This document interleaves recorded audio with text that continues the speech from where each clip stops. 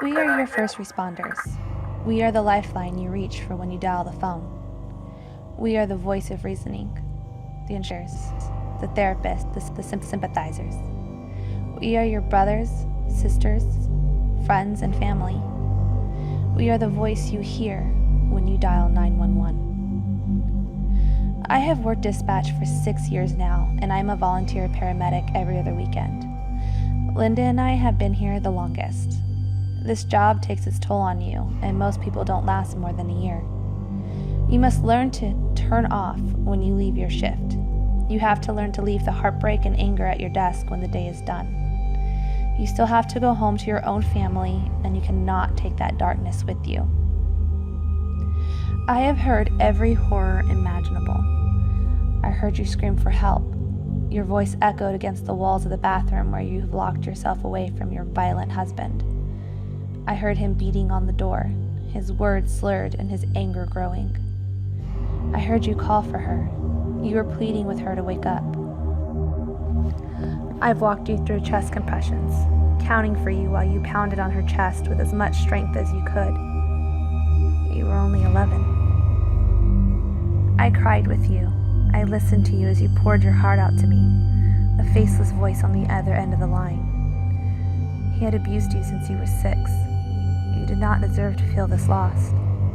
You did not deserve to feel this alone. No one else knew your reasons except for me. I told you I cared. I told you we could help you. You thanked me for listening. Paramedics arrived about 3 minutes after you jumped. You have to learn that there is only so much you can do. Without darkness, there is no light. We are the candles in the dark. You only have to call. I work the night shift and have for the past year and a half. The worst calls seem to come at night. I've heard them all. I've learned to leave their stories at my desk when I go home. However, some of those stories refuse to leave me. Her name was Emma. Her brother's name was David. Where we live, we are on the outside of edges of Tornado Alley. In my 6 years, we've only had 3 that caused any true damage. The worst one was last year. I remember that night clear as a bell. There were 4 dispatchers on the floor with me. Will, Donna, and Lily. I remember it was cool that evening.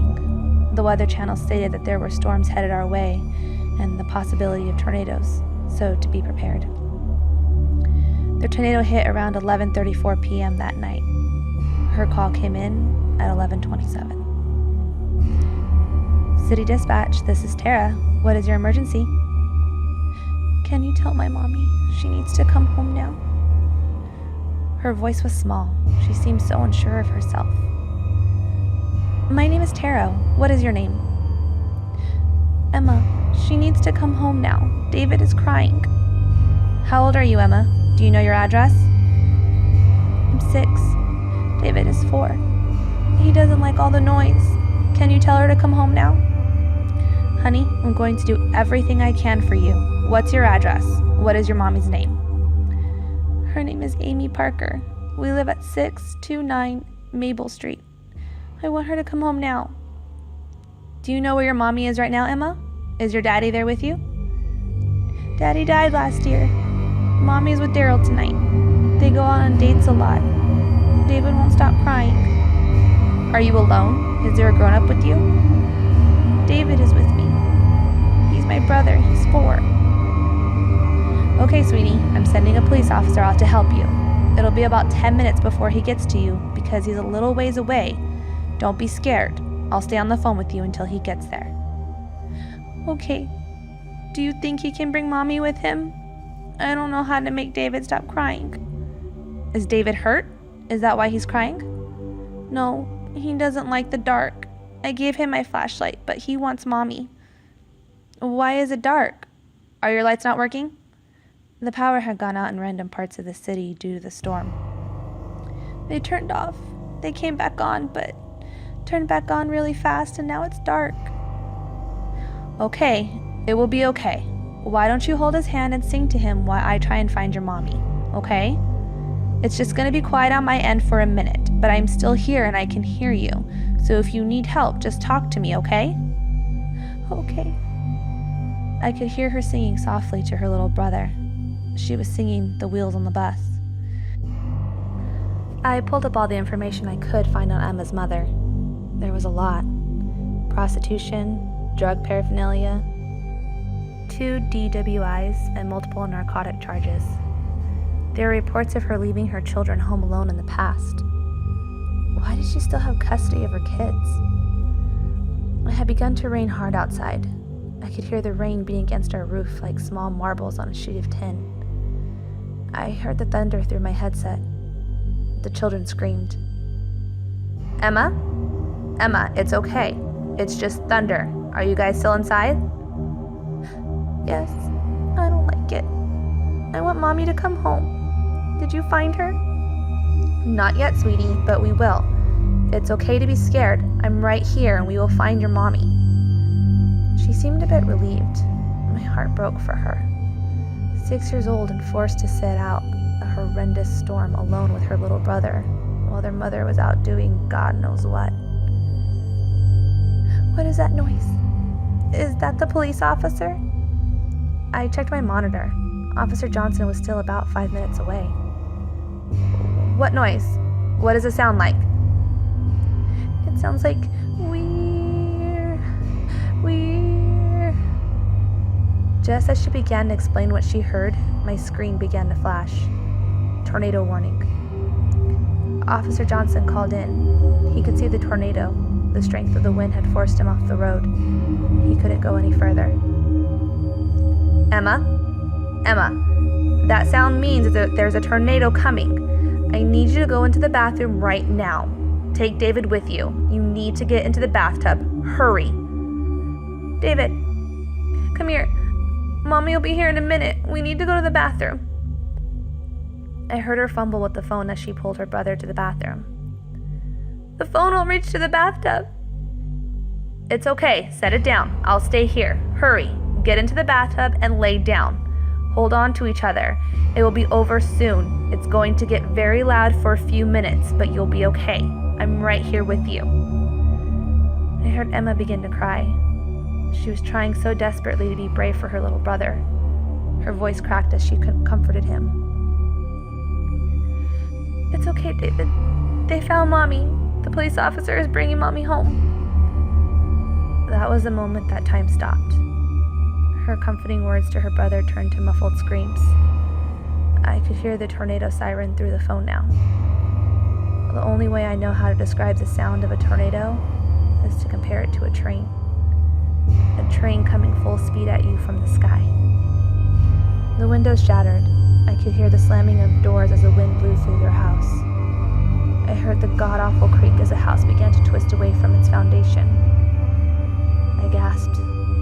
Tears were pouring freely from my eyes as I held my hands to my mouth. It sounded like an explosion.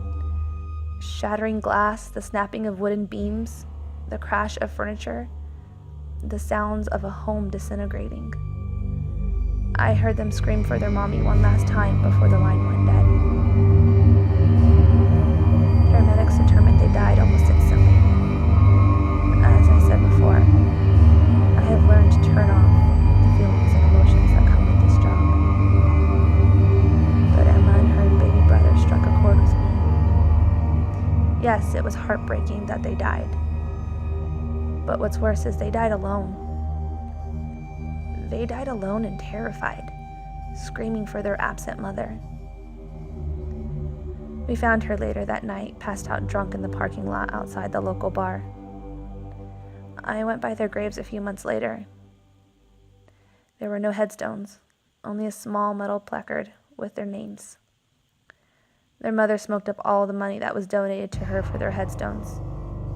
Poor babies.